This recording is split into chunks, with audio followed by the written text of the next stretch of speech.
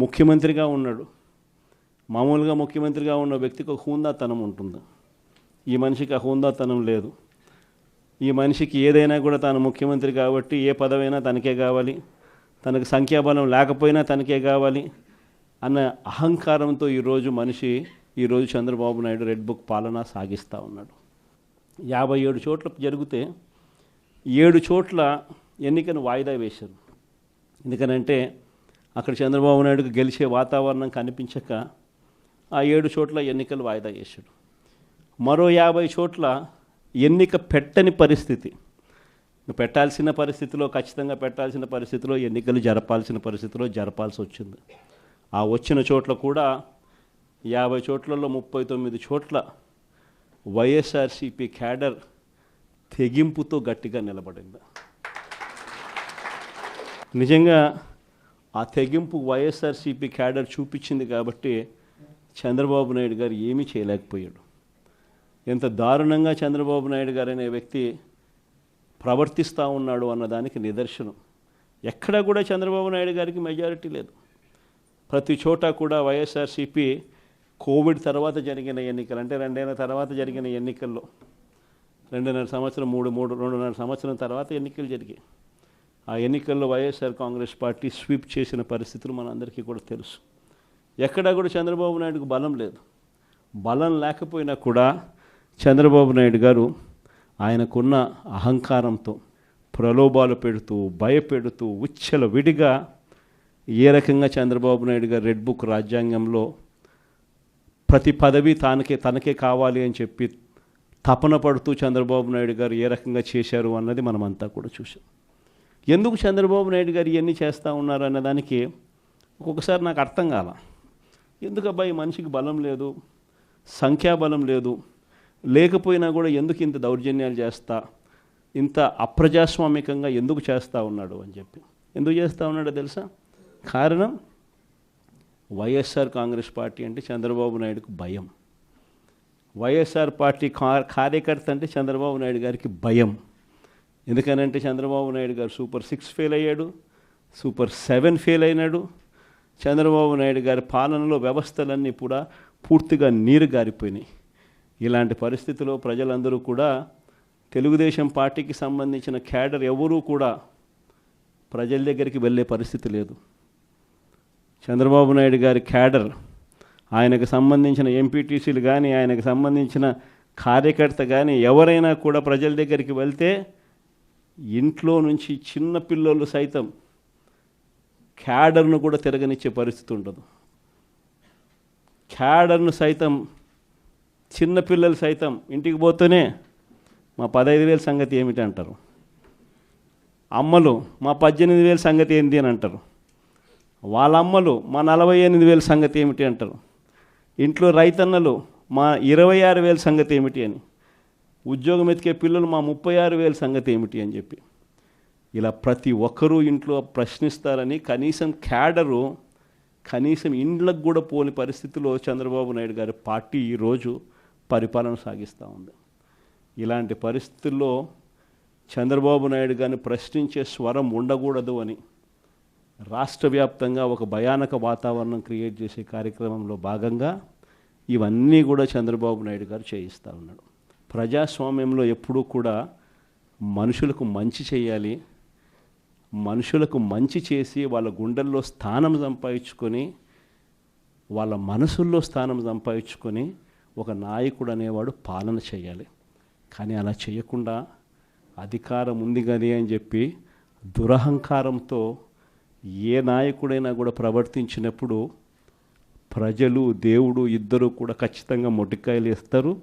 ఆ మొట్టికాయలు ఎంత దారుణంగా ఉంటాయి అని అంటే చంద్రబాబు నాయుడు గారికి నెక్స్ట్ ఎలక్షన్లకు వచ్చేసరికి సింగిల్ డిజిట్స్ కూడా రాని పరిస్థితులకి ఆయన పడిపోతాడు. కాబట్టి ప్రతి ఒక్కరూ నేను ఒకటే అడుగుతా ఉన్నా, అందరం ఐక్యంగా ఉందాం.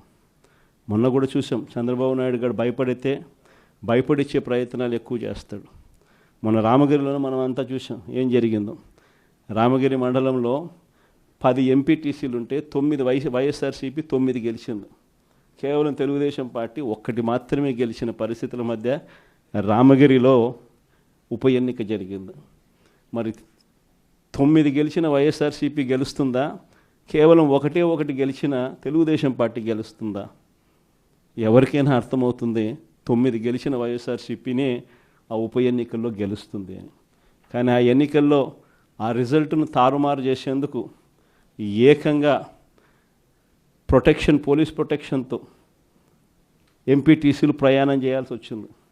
మా ప్రాణాలకు ముప్పు ఉంది, మాకు భద్రత కల్పించని కోర్టుకు పోతే కోర్టు పోలీసు భద్రతతో వారిని ఎలక్షన్ హాల్లోకి తీసుకొని పోమని చెప్తే ఈ పోలీసులు ఎంత అన్యాయంగా తయారయ్యారంటే, పోలీసులే ఈ ఎంపీటీసీలను బెదిరించే కార్యక్రమాలు సాక్షాత్తు పోలీసులే చేపట్టారు.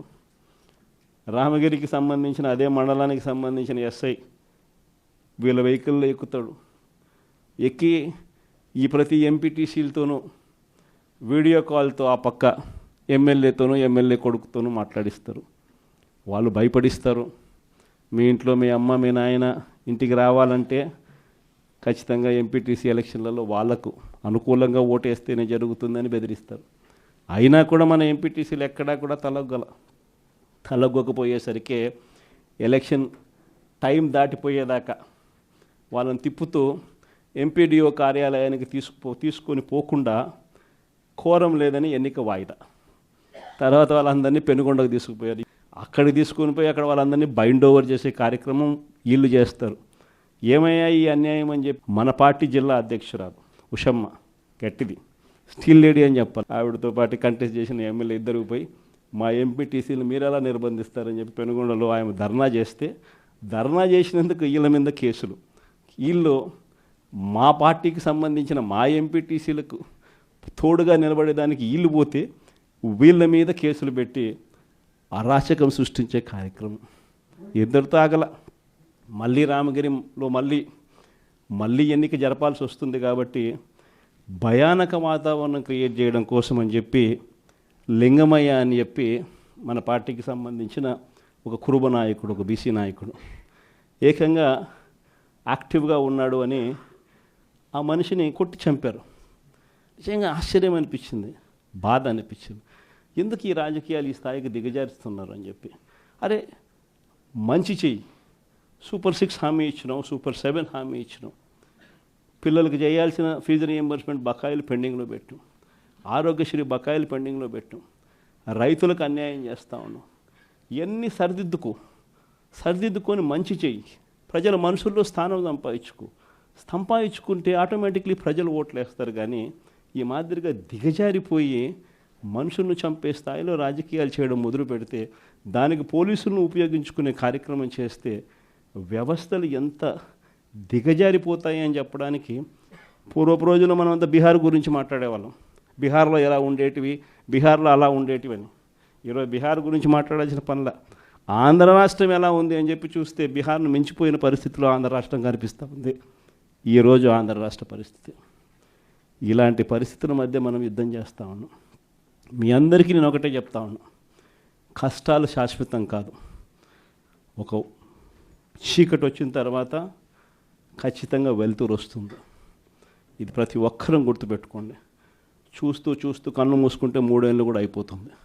ఈ 3 ఏళ్ళు మాత్రం గట్టిగా తోడుగా నిలబడండి, నాకు తోడుగా నిలబడండి, ప్రజలకు తోడుగా నిలబడండి. ఆ తర్వాత మళ్ళీ వైఎస్ఆర్ కాంగ్రెస్ పార్టీ మళ్ళీ అధికారంలోకి ఖచ్చితంగా వస్తుంది. ఈసారి జగన్ 2 పాలన ఖచ్చితంగా జరుగుతుందని మాత్రం చెప్తాను. ఈసారి జగన్ 2 పాలనలో మాత్రం ప్రతి కార్యకర్తకు మీ జగన్ తోడుగా ఉంటాడని ఖచ్చితంగా చెప్తాను. కాబట్టి ఖచ్చితంగా ఈ 3 ఏళ్ళు ప్రజల తరపున నిలబడదాం.